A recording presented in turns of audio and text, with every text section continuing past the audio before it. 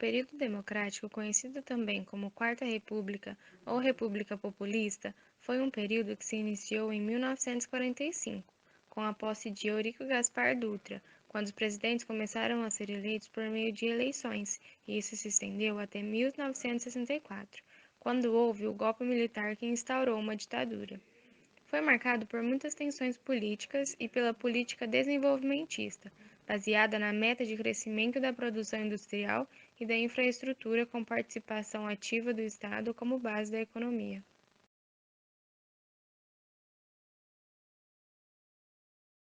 Primeiro governo, que foi o Dutra. Euro Gaspar Dutra.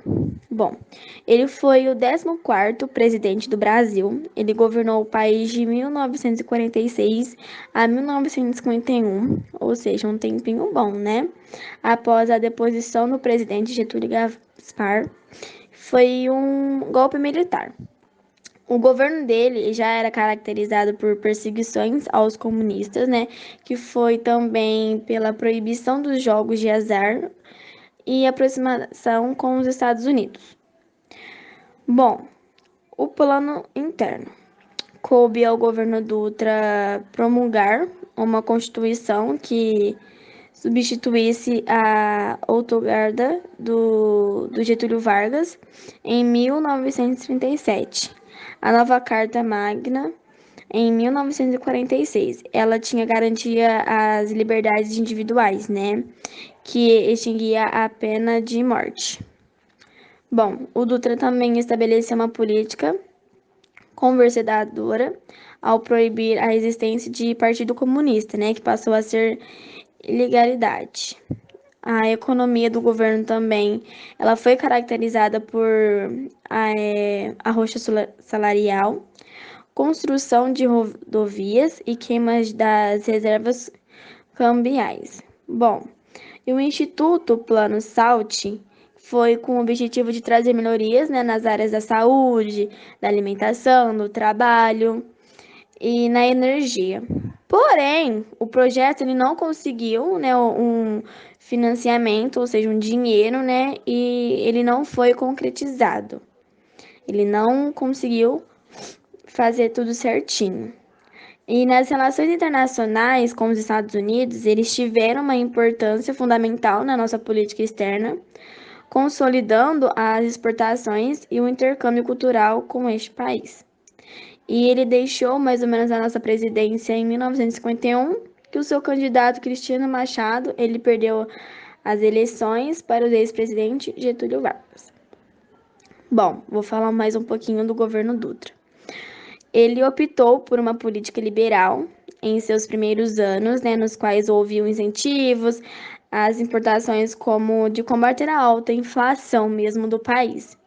As importações sem regulamentação, elas fizeram que as reservas cambiais do nosso país fossem reduzidas, né, a 708 milhões de dólares em 1945 para 92 milhões de dólares, mais ou menos nos anos de 1947, forçando o governo de alterar a sua política econômica com a alteração da política econômica. Bom, sobre isso, ele impôs o maior controle da industrialização do país, ou seja, do Brasil, que os historiadores, no entanto, eles concordam, né, que a industrialização foi um reflexo não deliberado das novas medidas, né, para a economia. Não foi tão bom. E sobre as exportações, elas teve como entender maquinário, né, e combustíveis, por exemplo, quando os itens de consumo básico, o governo indiretamente ele incentivou a produção interna e não externa, né, para que o abastecimento do nosso mercado, bom, e isso refletiu sim como um incentivo. Mas o fim, né, como eu já falei, o fim do governo Dutra ele propôs a criação do Plano SALT, né, que estipulava a priorização de investimentos para as áreas da saúde, da alimentação e tudo mais. E um ponto negativo notável da política econômica de Dutra foi o fracasso, né, do combate do aumento de custo de vida, sobretudo nas grandes capitais brasileiras. O segundo governo de Vargas ficou marcado por uma forte crise política e muita tensão social. Isso foi resultado da postura intransigente da UDN, que prestou oposição ferrenha ao governo e contribuiu para travar a governabilidade de Vargas. A tensão social, por sua vez, resultava da crise política, mas também dos problemas em que a economia brasileira enfrentava. Na crise política, é importante ressaltar o papel da UDN de tornar a situação insustentável para que Vargas pudesse governar. Um dos grandes nomes da oposição udenista foi o jornalista Carlos Lacerda, que defendia a ideia de recorrer à revolução para impedir Vargas de governar. Os nacionalistas defendiam que o desenvolvimento do país deveria passar pela atuação de empresas estatais que explorassem recursos de áreas fundamentais da economia. Getúlio Vargas tendia para a proposta de desenvolvimento nacionalista, e a ação do governo que mais repercutiu foi a proposta de criação de uma estatal para a exploração do petróleo e de outra para a produção de energia elétrica, a Petrobras e a Eletrobras. O fato de Vargas estar na presidência e seu histórico de uma política próxima dos trabalhadores já desagradava a elite do país. Vargas procurou contornar essa situação ao tentar reaproximar-se de grandes partidos do Brasil. A situação irritou muitos políticos do PTB e PSD, e a situação saiu do controle de Vargas. Quem se aproveitou dessa situação foi a própria UDN, que conseguiu se fortalecer e travou o governo. Os debates e a divisão do país eram tão grandes que até o exército dividiu-se, sobretudo na questão da política de desenvolvimento do país. Essa racha no exército prejudicava a sustentação de Vargas no poder, uma vez que o exército era uma figura fundamental naquela época para garantir a manutenção dos governos. Os ataques que eram realizados a Vargas concentravam-se na questão da corrupção, com acusações de que o governo era corrupto, mas também se aproveitavam do temor que existia no país em relação ao comunismo. Com isso, Vargas passou a ser acusado de procurar construir uma república sindicalista, aos moldes do que acontecia na Argentina peronista. Além do exército e da UDN, a imprensa brasileira também atuou abertamente para destabilizar o governo de Getúlio Vargas. Tensão social. Como os sindicatos nesse governo foram reorganizados, a mobilização dos trabalhadores foi certa, e assim manifestações exigindo melhorias salariais começaram a acontecer no país. O preço elevado do café encheu o país de divisa e deixou a nossa balança comercial positiva, mas o temor de que a Guerra da Coreia se estendesse por muitos anos fez com que o governo gastasse muito mais do que deveria com a importação de bens para a industrialização, deixando a balança comercial negativa. Primeiro, o início da Guerra da Coreia fez com que o país realocasse recursos investidos no Brasil para impedir o avanço do comunismo na Ásia.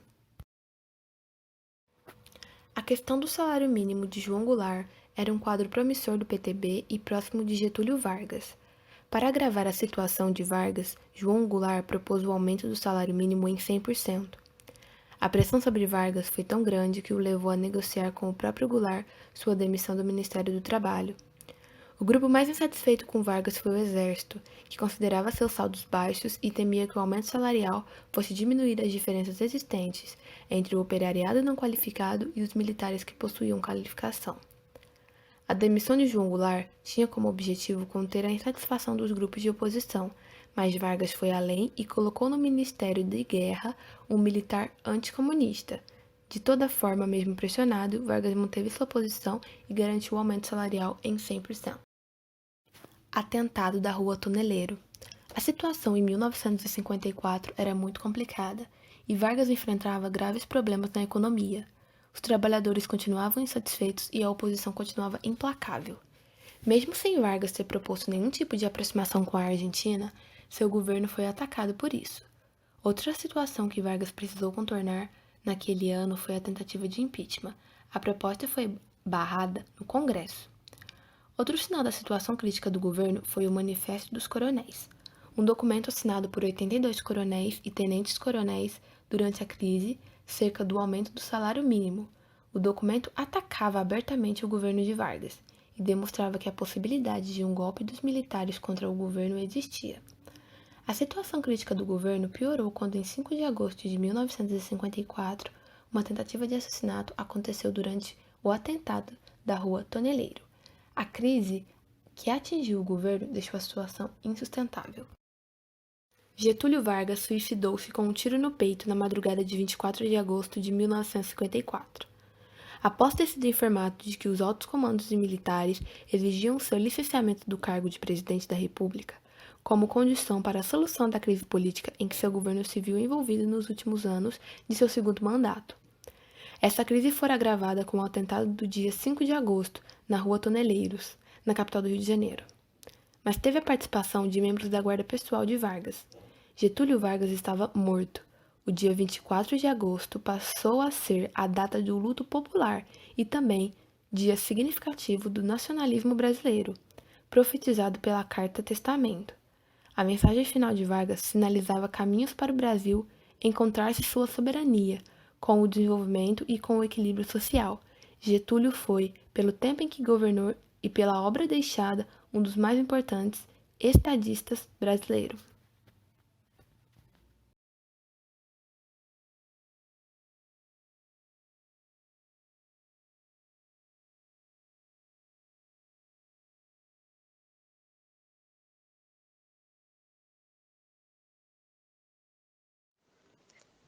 Juscelino Kubitschek de Oliveira, também conhecido como JK, foi um médico, oficial da Polícia Militar e político brasileiro que ocupou a presidência entre 1956 e 1961. Ele nasceu na cidade de Diamantina, Minas Gerais. Antes mesmo da presidência, JK já atuava na política. Ele foi deputado federal, prefeito de Belo Horizonte, participou da elaboração da Constituição de 1946 e também foi governador do estado de Minas Gerais. No dia 3 de outubro de 1955, Juscelino venceu as eleições para presidente. Ao assumir o poder, estabeleceu o lema de sua política econômica, prometendo 50 anos de progresso em 5 de governo, e o seu governo é lembrado como os Anos Dourados. Isso se deve à sua euforia desenvolvimentista, que incentivava o progresso econômico e a industrialização, além de grandes acontecimentos, como a construção de Brasília, que se tornou a nova capital do país, a criação da bossa nova, como um novo gênero musical, e a conquista da primeira Copa do Mundo, que se deu em 1958. A coordenação global da política econômica do seu governo era feita com base num plano de metas que definia os principais objetivos a serem atingidos, agrupados nos setores energia, transporte, indústria, educação e alimentação. No seu mandato, priorizou o investimento no transporte rodoviário, construindo 20 mil quilômetros de estradas, a maioria com capital nacional privado, e devido a esse aumento na construção de estradas, a produção de petróleo também aumentou. Foi de 2 milhões de barris em 1955 para 30 milhões em 1960, e a produção de aço aumentou de 1 milhão e 150 mil toneladas para 2 milhões e 500 mil toneladas. No setor de bens de consumo duráveis, ele foi responsável pela instalação de inúmeras fábricas de automóveis e caminhões no país, e também construiu usinas hidrelétricas, além de promover a industrialização e a modernização da economia. Para custear toda essa modernização, JK então recorreu ao capital estrangeiro. Assim, vários setores registraram aumento da presença de multinacionais no país. O domínio do capital estrangeiro passou a ser de 80 a 90% na economia nacional, contribuindo para o aumento da inflação que chegou a 25% ao ano. Com o crescimento da dívida externa, o Fundo Monetário Internacional, FMI, exigiu do governo a adoção de uma política recessiva com a diminuição das emissões para que o Brasil pudesse receber novos empréstimos. JK recusa e rompe com o organismo. Seu mandato chegou ao fim em meio a crescentes dificuldades econômicas. A inflação e a alta do custo de vida resultaram em inúmeras greves, especialmente em São Paulo e no Rio de Janeiro. Juscelino faleceu em 22 de agosto de 1976 em um acidente de carro, quando viajava de São Paulo para o Rio de Janeiro. E aí está uma foto de como ficou o veículo após o acidente.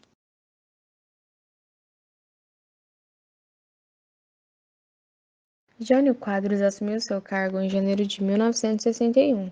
Um dos motivos pelo qual levou Jânio a renunciar à presidência foi o estado desastroso em que se encontrava. O governo de Jânio Quadros durou 6 meses e é considerado pelos historiadores como um governo confuso. O foco de Jânio Quadros em relação à economia era o combate à inflação. Então, ele iniciou um plano econômico de autocontrole que previa a redução de gastos e impôs algumas medidas. Primeiro, o governo desvalorizou a moeda nacional em relação ao dólar em 100%. Em seguida, retirou subsídios ao petróleo e ao trigo. O presidente denunciou políticos do PSD e PTB e não fazia questão nenhuma de manter a cordialidade com o partido que o apoiava, a UDN.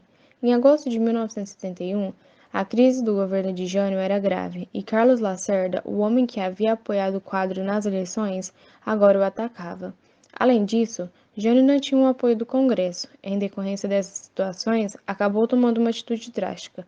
Apresentou sua renúncia no dia 25 de agosto de 1961. Governo de João Goulart. Foi entre 1961 a 64, e ele ficou marcado na história brasileira por ter sido um mandato abreviado por conta do golpe civil-militar de 64. Esse governo ele ficou marcado pela radicalização e instabilidade política. As tentativas de reformas conduzidas pelo presidente, elas eram impopulares entre as elites, que eram naquele momento apoiadas pelo norte-americano, e que se organizaram com os militares para derrubar o presidente e instalar uma ditadura.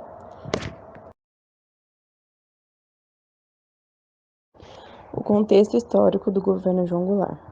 O Brasil, durante o governo de Jango, estava inserido dentro de uma fase da nossa história conhecida como Quarta República, que foi de 46 a 64. Essa fase era conhecida também como a primeira experiência democrática no Brasil.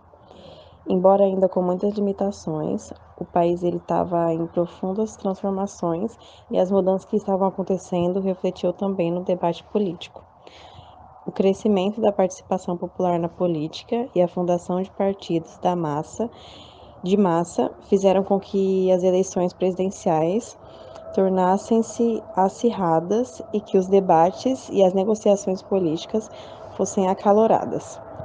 O engajamento popular encontrou no Partido Trabalhista Brasileiro um representante de seus interesses.